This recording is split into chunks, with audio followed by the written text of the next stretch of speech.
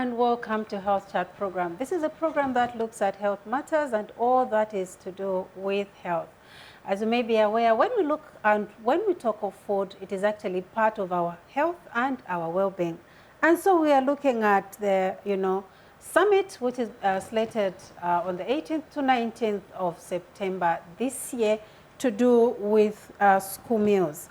Our topic of discussion is accelerating action on school meals. The second Global Summit is one of the most prominent school meals conferences, which, as I've said, is slated for 18th to 19th September this year. This conference serves as a platform to share best practices, strengthens global commitment, and discuss challenges in nutrition, education, as well as local food system. In studio, I have a panel of discussants who are going to help me look at this very important subject. On my immediate left, I have Samuel Tembo, who is Program Manager, Enhanced Livelihoods and Resilience from World Vision. Welcome to today's program. Thank you. After him, I have Changu Daka, who is Early Childhood Education Specialist. Welcome to today's program. Thank you. And on my immediate right, I have Chipom Loa, who is representing the children. Welcome to today's program. Thank you. And on my far right, I have Potiphar Zulu, Child Protection Technical Specialist. Welcome to the studio. Thank you for having me. Thank you. We are looking at, we're looking at school meals, and this is actually a build-up to the conference, which is slated on the 18th to 19th of September. Maybe we can start, with you. What are children's rights, just in a nutshell? Thank you very much. So basically, when we talk about children's rights, we're talking about human rights. Okay. Yeah, because children are also humans. It's only that with children, their nature of still developing requires them to have additional rights for protection. So there are so many rights. We're talking about right to life, right to health, right to education, right to life, survival and development, Okay. right to relax and play. Okay. Yeah, so basically there are so many rights, about 54 rights. Rights to non-discrimination, best interest of the child, and also right to participation. So basically, I think for our discussion, we'll just zero in on right to life, survival and development, because we are dealing with issues of nutrition. Great. You've listed quite a number of these rights to children. One of it is education. Maybe if I talk to Changu, why is it critical, really? Why are these school meals critical? When you talk of, children stay in school, why is it so critical when we talk about it? Okay, thank you for that question. Our program focuses on literacy. Okay. And what we have seen is that when children do not have food, then the performance goes down. So even our literacy outcomes will go down. So I think it's critical to look at the issue of school meals and food, providing food for children, because then we get to see that absenteeism related to hunger or nutrition issues reduces. Because then children are motivated to come to school. They know that there's a meal at the end of it all. Enrollment also increases. Children who come from food insecure households know that they'll have a meal to eat. So it's an incentive for the children to come to school. And ultimately, over time, we get to see that the children's performance also improves because they're staying in school longer, they're more attentive, their cognitive and brain development improves because of good nutrition. Great. As a child representing, your fellow children and all, why do you think these school meals are important in your state? All right, thank you very much. These school meals are important because when we look at children who come from vulnerable families, they'll find something to eat when they get to school. Because we find that some of them, they just start off from home without eating anything, and it will be very hard for them to concentrate in class because of the hunger that they're feeling. So it's very important because those children who have something to eat, that will give them energy to focus more on what they are learning and concentrate to the lessons. Great. The programs manager, we are looking at, the provision of school meals. by partners and all. How should schools actually be self-sufficient when it comes to the provision of food in this state? Yeah, thank you so much, Faith, for that question. We know that schools are doing quite a lot in terms of providing meals for children. And like you said, most of the schools are being supported by partners. But I think we need to look at it from a sustainable point of view. Partners are there today. Tomorrow they may not be there, probably because of inadequate resources and so on. And so schools should be able to be in a position to grow their own food. I know that there are some schools with enough land, for instance, to grow enough food, and that food can be used. I know that as you do all these agriculture interventions, one, it's also a skill that you're imparting to the children. So as you impart this, a skill to the children around agriculture, you are also helping to grow food that can ultimately be fed to children. It's not all the time about space. At times they can do intensive agriculture interventions. I'll give an example of poultry. It just requires a small space, and then they'll be able to have food. They'll be able to pick eggs and sell and reinvest into their school feeding program. Great. Chango, how do these, school meals programs help, in terms of looking at the vulnerables? And how does it even help when you talk of the dropout rates? Okay. So in addition to some of the things I spoke about, the dropout rate, also reduces when a school is providing meals for the children.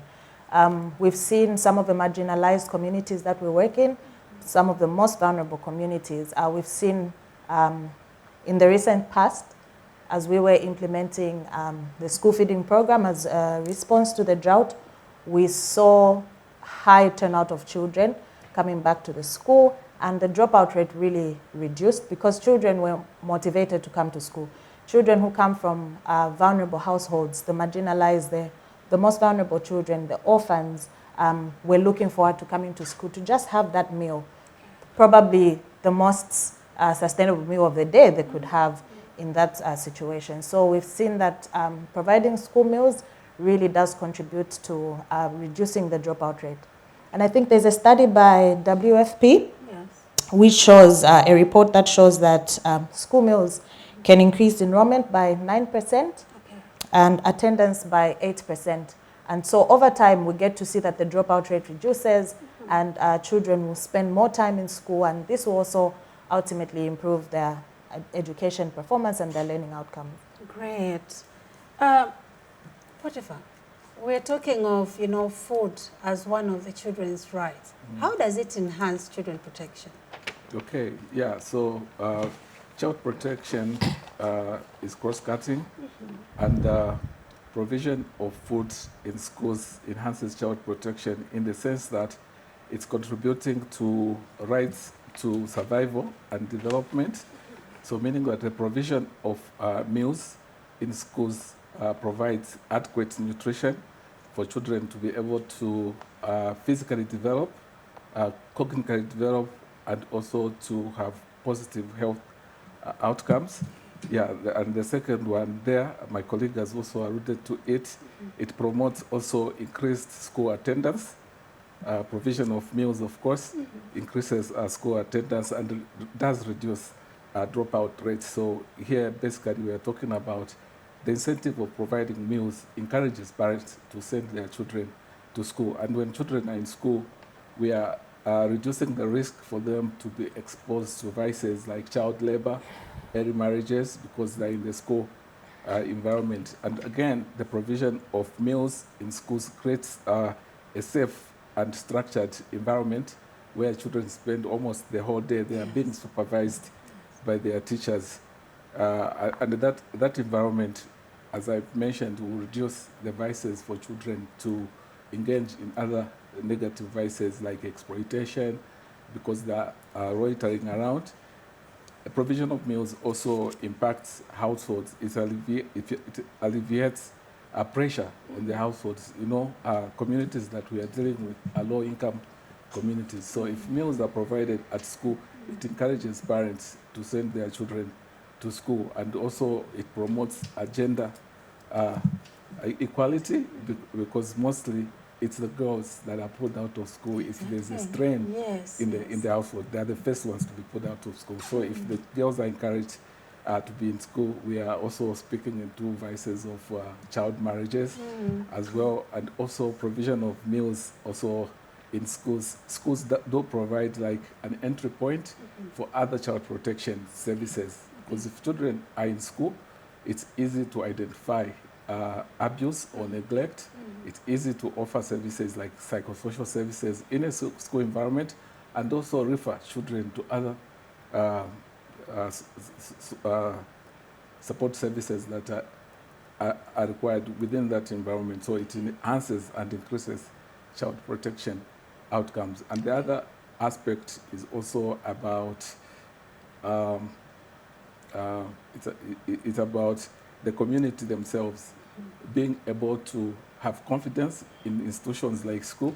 It enhances interaction between the public institution and the community themselves. If they see that the community, the institution is going a step forward to be able to attract children into school, meaning that the community will be interacting with the school at a very high level, whereby even the other child protection issues will be easily reported and addressed in that situation. So basically, I think that's how. Well said anyway.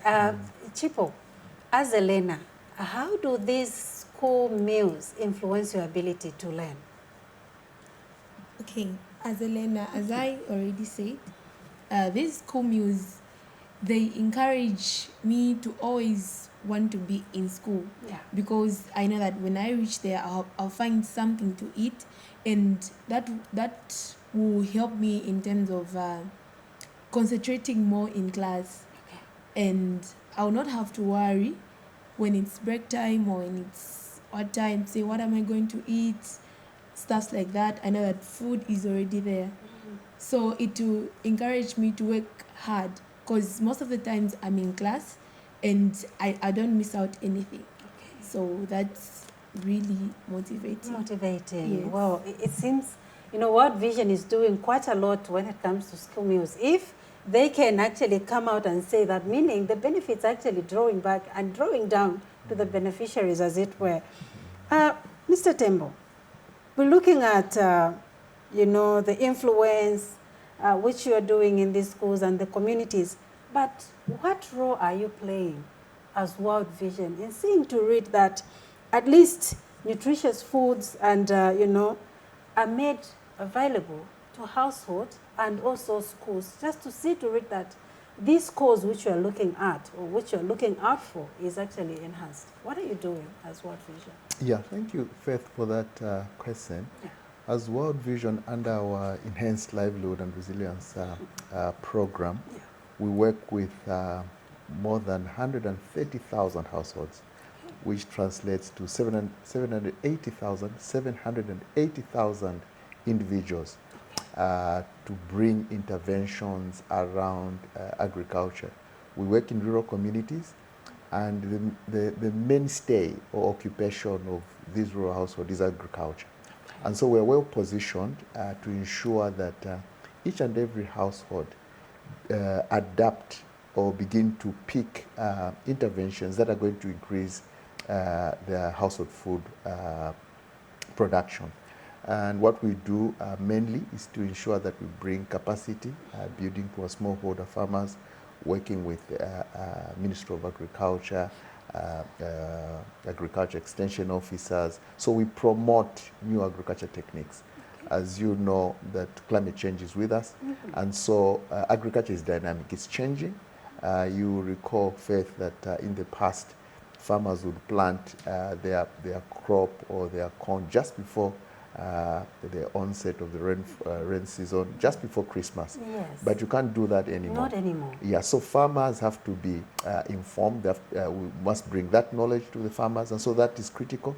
Weather information has to go down to the farmers, the changing techniques, We know one of the challenges is monoculture, growing one crop. Yes. So we go in to help our small-scale farmers understand, or households, to understand the importance of crop diversification.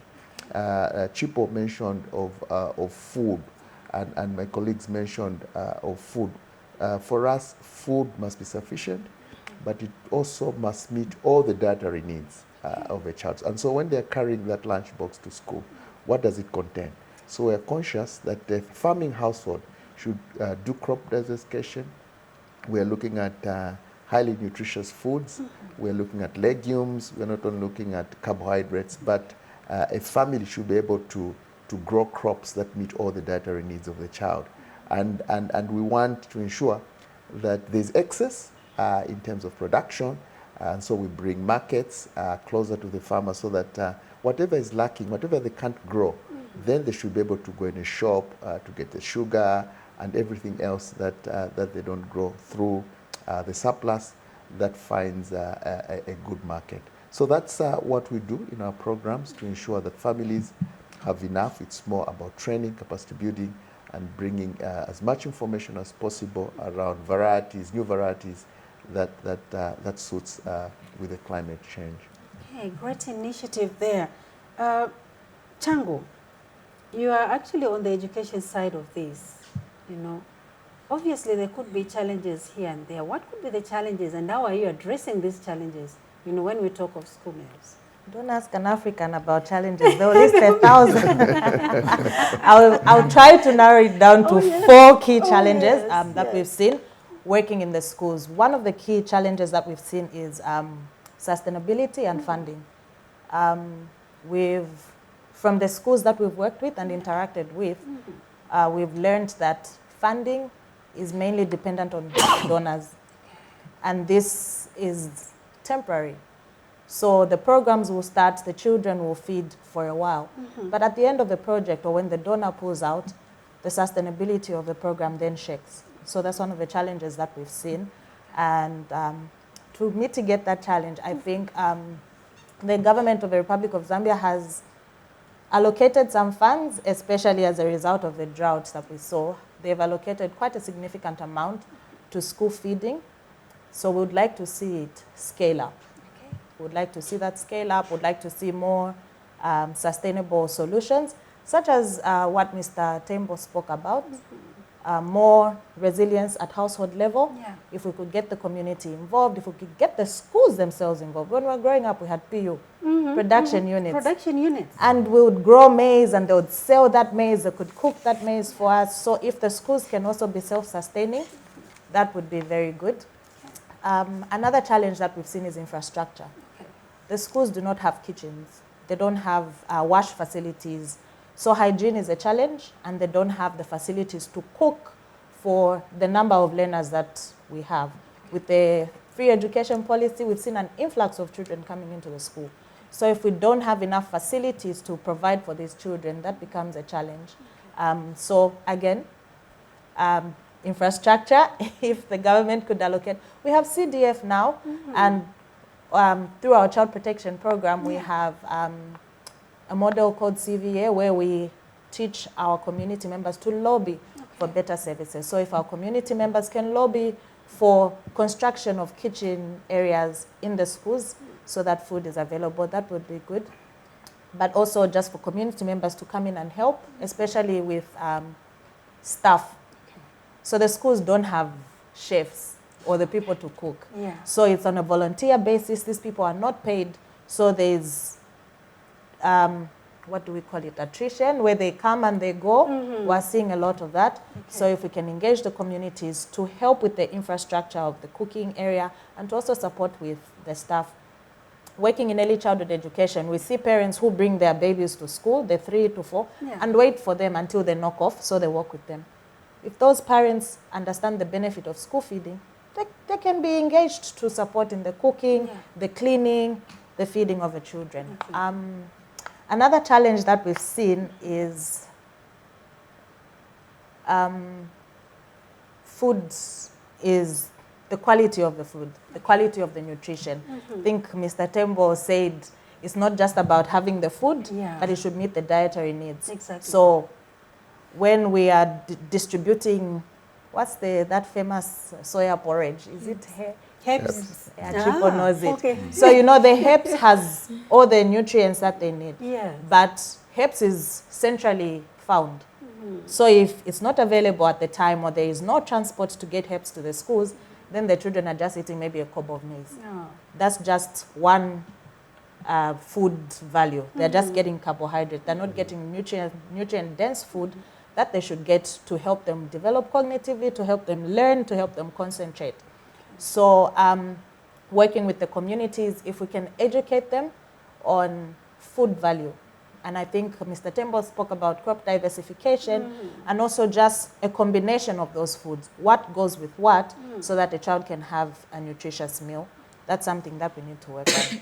I said I'll narrow it down to 4. You know, just the last one. The last one, yes. So the last one, I think I already spoke about the Yes. food not being locally available and having to centrally purchase it. Yeah. So that makes it difficult. And also, that doesn't help to make our communities more resilient because then we are not buying what the community is producing. Yeah. We are waiting to go to the central place and purchase. So it then does not contribute to alleviating the poverty that we're trying to fight by providing school meals. So if we can have a holistic approach where the schools, the communities, the government, the private sector comes in, we'll be able to have a sustainable school feeding program. Right. And also homegrown. And homegrown. Yes. We just have to encourage that one. Yes. Mr. Tembo, Chango here has mentioned quite a lot of issues, challenges and all. How much are you engaging the community when it comes to this program?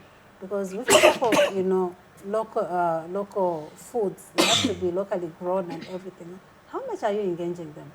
We're doing quite a lot, Faith, in that regard. We first start off by establishing structures in communities. We know that agriculture extension services is not enough. And so what we do is to identify and work closely with community members whom we train. We take time to train them how to produce these foods that we talked about. We look at various value chains in the different regions where we are. And once we've taken these community members under training, then they go back to train other farmers. So there's a ripple effect. One community member who is a lead farmer, after they've received their training, they go into the community, set up what we call a farmer field school. So this is a place where all farmers, on average 20, will be in a community where they're learning how to plant, how to control pests and diseases, how to do the crop diversification. Like we mentioned, climate change now requires that you up your game in terms of your agriculture activity. What kind of seed do you require? Which one is drought resistant, for instance? And at what point do you plant? Then after they have planted, they have harvested, we also go a step further to ensure that what has been harvested is not lost. We know that there's quite a huge percentage of crop that goes to waste after harvest. Post-harvest handling is another aspect that we bring in. How do they preserve what they have produced, so that they're able to use it even after a few months after harvest. So there's a lot of training around that. Women groups are trained how to preserve their sweet potatoes, for instance. How do they preserve their foods so that they can be used even when they are not available, they are off season. How do they make purees, for instance. So all that goes into the post-harvest handling, preservation and handling of the food. So there's quite a lot, and I did mention that there's also what we call market linkages, market for communities. Yes. We bring in various partners that come into the community to provide the different technologies. There are partners that come in with small equipment that will help farmers to process their produce, soya beans. How do they process it into soya porridge for the children? How do they process groundnuts into peanuts for the children?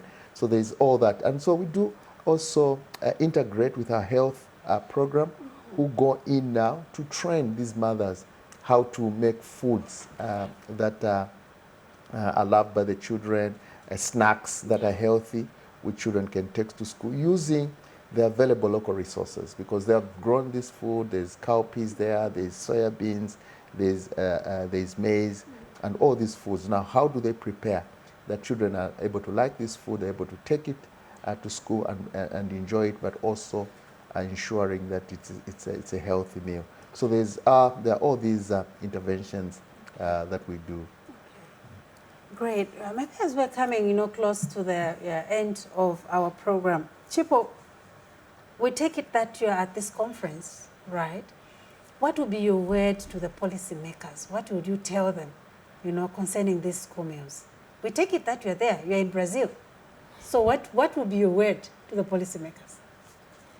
All right, my word to the policymakers would be that they should continue with this program, because it's not a loss, them providing food to us. Actually, it is an investment. Right. Because the more they give us food, we learn more, we dream, and we succeed in our education. So they should continue with this program.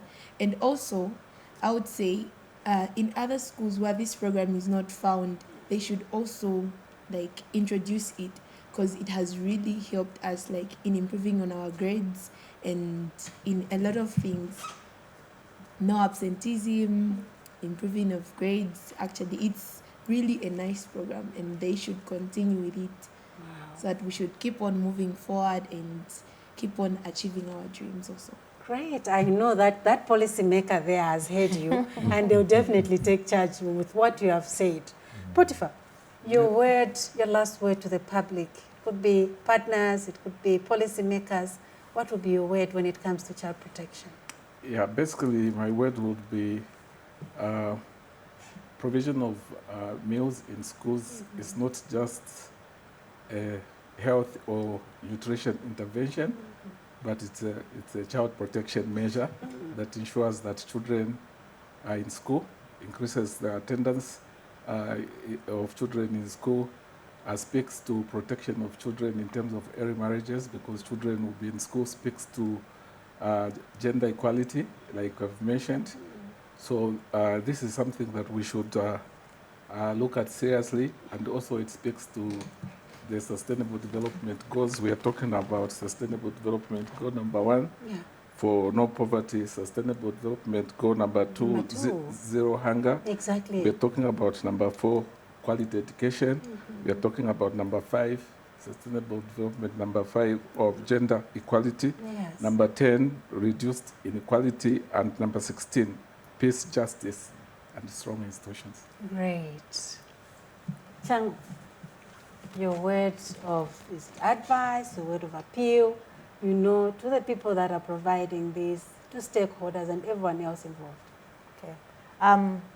My word of advice or my call to action. Your call to action, yes. Is that school meals are not just providing food to the children.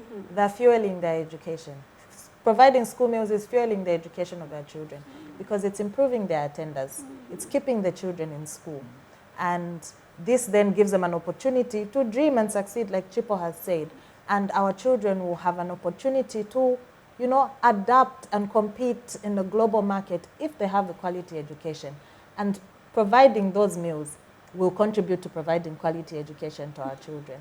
Okay. And so my call to the policymakers, to the partners, to the private sector, keep on with that CSR, provide those meals to the school so that we can have the children stay in school and contribute to the wider community. Great. The project manager, your last word to the public.